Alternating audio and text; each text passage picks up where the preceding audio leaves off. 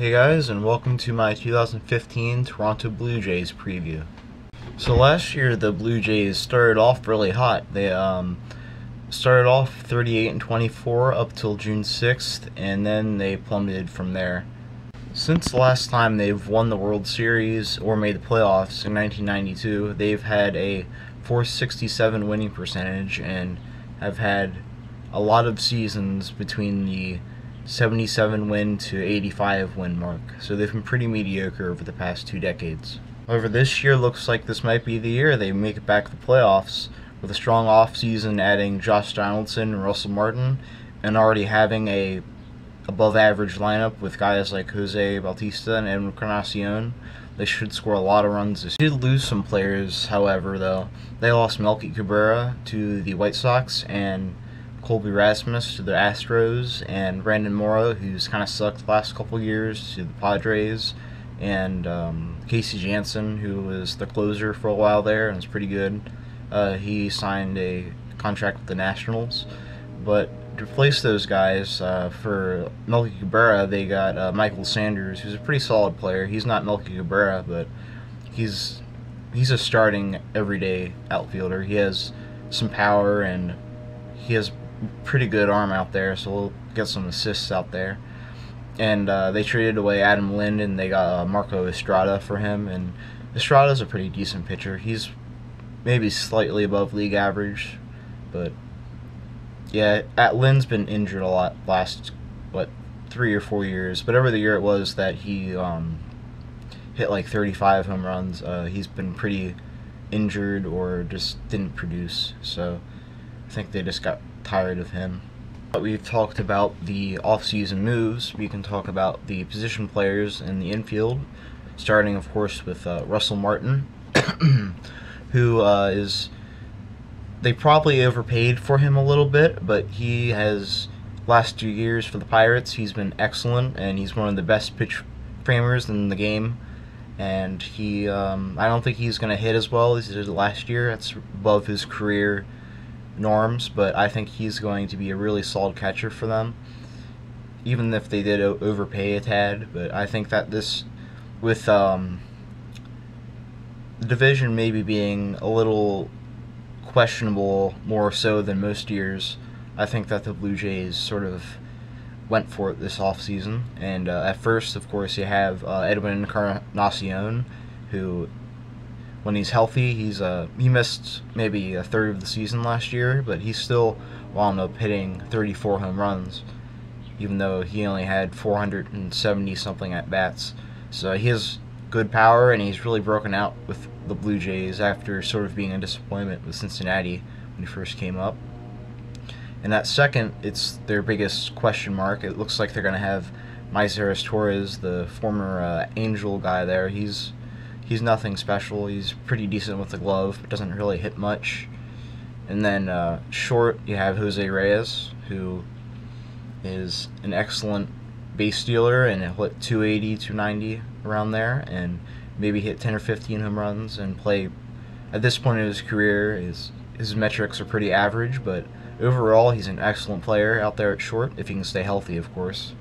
He's, last 5 years or so, he hasn't really been able to stay healthy consistently. Then, of course, at third, you have Josh Donaldson, who's probably the best defensive third baseman in the game, and his offensive numbers should see a boost after he only hit 250 last year with 30 home runs, I think.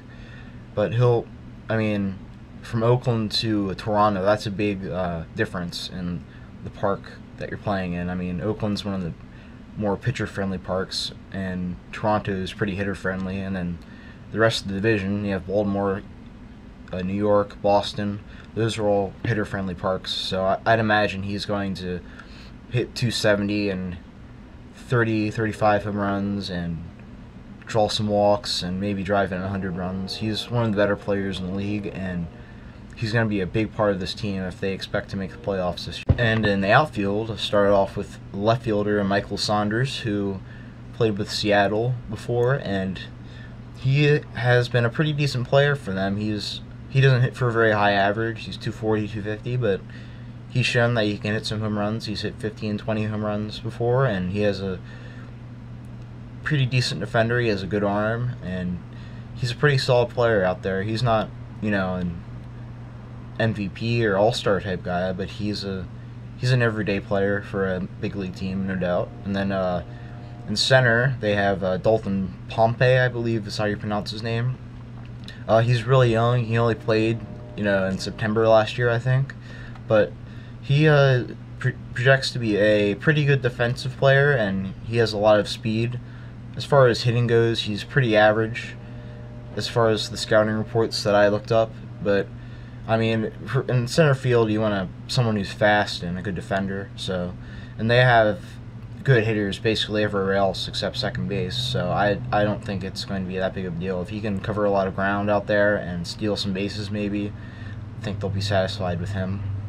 And then, of course, in right, you have Jose Bautista, who's one of the better hitters in the game. Last year, he stayed healthy for the first time in a couple years, and he hit 35 home runs and had a good average and produced excellently. He's one of the better hitters in the league, like I said, and I'd expect him to, you know, continue that. He's ever since 2010 when he hit 54 home runs, he's been one of the most viewed hitters in the game. So, yeah, and then I guess I'll just do the DH in with this too. It looks like they're gonna have either Johan Navarro, the catcher, which is a little weird. You normally don't see a backup catcher DH, but he's a good hitter, but he's not very good defensively as a catcher. So I think it might actually be good if they actually have someone if they have another backup catcher on the roster and then just use him as a DH, because he's a pretty decent hitter. He hits for a good average and he'll hit a couple home runs. So yeah, I think that would be best for them. And then they also have Justin Smoak, who they got from the Mariners in the offseason. He's disappointed. He was supposed to be a good hitter coming up through the Rangers and then getting traded to Seattle, but he really hasn't panned out. He'll occasionally hit a home run, but other than that, he really isn't doing anything else. So yeah, I'd imagine we're going to have Navarro there. So overall, the position players they have are awesome. I mean, they have two of the best defensive players in the game with Martin and Donaldson, who they got this offseason, and they are going to hit a lot of home runs and score a lot of runs, and I think that this is definitely their strength, their position players. I mean, they probably have one of the best lineups in the league.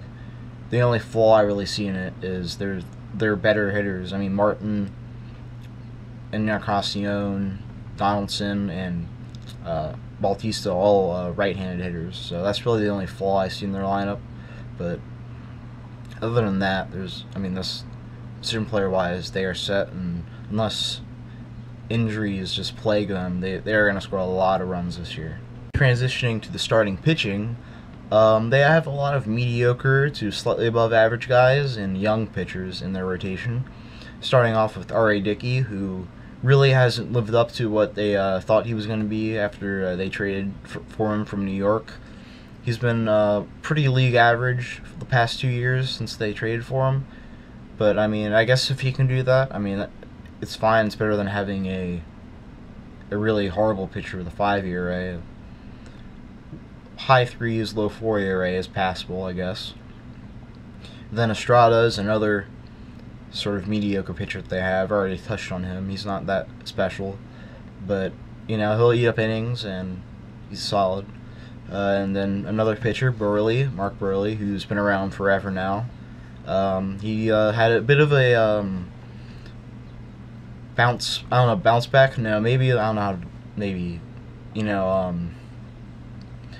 a resurgence. He had a 3.30 ERA last year, which is his best one quite a few years. Normally the past like 3 or 4 years he's been in the 3.84 ERA area, but no matter what, whatever his ERA is, it's usually 4 or below, and he normally has 200 plus innings. So I mean, even if he's not dominant, I mean, eating up innings is definitely valuable to a team. Then you have Hutchinson, who is a young arm who really broke out last year. Well, he didn't really break out, but he was really solid. He struck out a batter per inning, so you know that's really good, and I think he's going to be a really good pitcher for the Blue Jays, and probably going to break out this year. Probably he's going to be the best pitcher in their rotation. I think so, but he really hasn't proven it yet, so I didn't put him first. I put Dickey first. And then Marcus Stroman, another young pitcher, and he has a great arm, and he was all right in his first taste of big league action last year, and I think he's going to improve on his moderate success last year and be really good. Just one last note for the starting pitching: they did add Johan Santana. At this point, you can't really expect anything from him. He hasn't pitched since 2012, but I mean, it would be cool to see him pitch again. He was one of the best pitchers in the early to mid 2000s with the Twins. So, yeah, just thought I'd mention that real quick. And so, my overall thoughts on the rotation is it could be really mediocre, or it could be maybe above average. With maybe if Dickey bounces back and has maybe not a Cy Young type season, but if he pitches slightly better, and you have guys like Stroman and Estrada I talked about, who are young arms who should only get better, so they have a chance to be a pretty good rotation. I'm not sure if they will or not. I think that they're going to be pretty average for the most part, especially when you have guys like Estrada and Burley who aren't anything special. The only thing they'll do is eat up innings, so this is probably their weakest part of their roster, the starting rotation, but it's still passable to be a winning team. Let's talk about the bullpen, which should be closed by Brett Cecil. He's been excellent in the past 2 years. He made the All-Star team in 2013, and he's had ERAs at 282 in 2013 and 270 last year, and I think he is with really high strikeout rate. Last year he struck out 12.8 guys per 9, which is really good, so I think he should probably be the closer. Although the next guy I'm going to talk about, Aaron Sanchez, he's a really young pitcher. He's only 22 years old, and he had a ERA of 1.09 last year.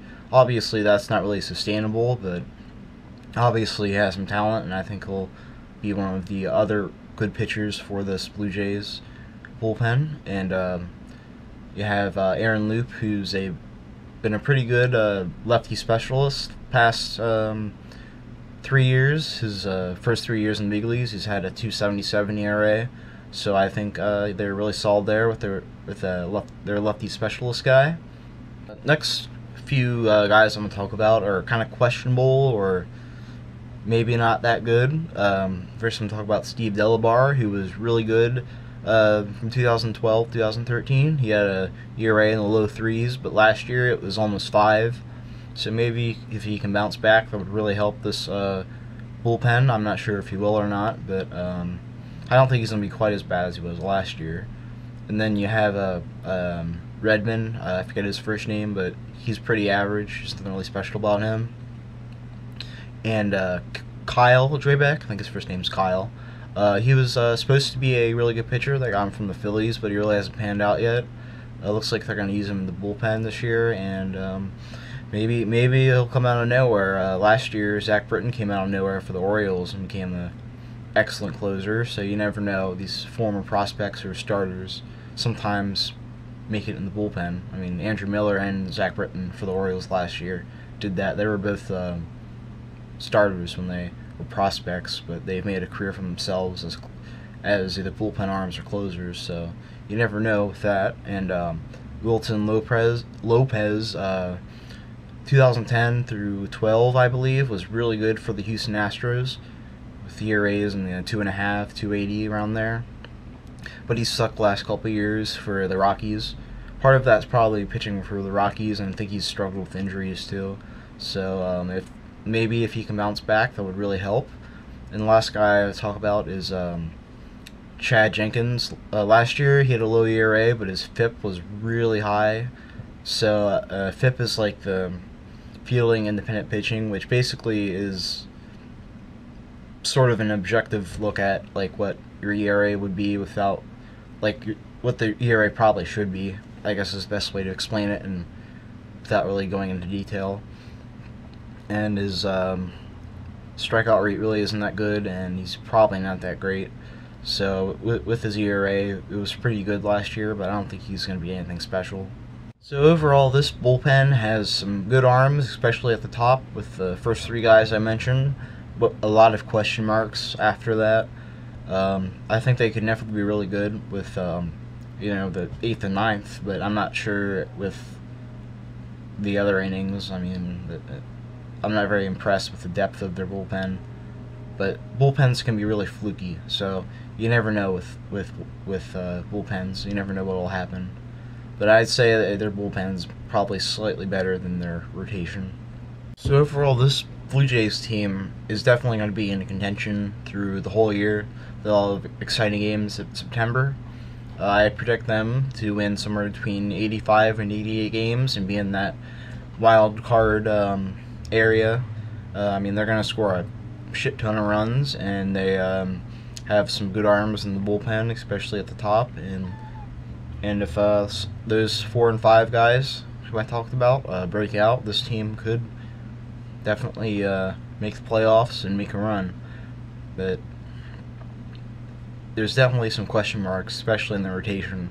So, yeah, I can't be too high on them, but I do like this roster, and I definitely think this Blue Jays team is solid. So thanks for watching, everybody. Hit the like button if you enjoyed this video at all, and hit subscribe if you want to see more baseball-related topics, and of course, throughout the spring training, and maybe into the early part of the season, team previews. And if you want to talk about any things I said, or give your opinions on the Blue Jays this year, leave in the comment section below. And the next video you'll see from me will be the Chicago White Sox preview.